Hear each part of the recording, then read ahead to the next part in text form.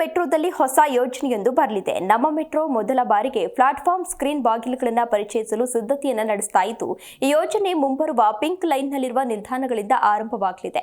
ಈಗಾಗಲೇ ಪೂರ್ಣ ಪ್ರಮಾಣದ ಮೂಲ ಮಾದರಿಯನ್ನ ನಿರ್ಮಾಣ ಮಾಡಲಾಗಿದೆ ಎಂದು ವರದಿಯೊಂದು ಹೇಳಿದೆ. 21.26 ಕಿಲೋಮೀಟರ್ ಕಲೇನ ಅಗ್ರಹಾರ ನಾಗ್ವಾರ ಕಾರಿಡಾರ್ನಲ್ಲಿ ಸಿವಿಲ್ ಕಾಮಗಾರಿಗಳು ಪೂರ್ಣಗೊಳ್ಳುವ ಹಂತಕ್ಕೆ ಬಂದಿದೆ.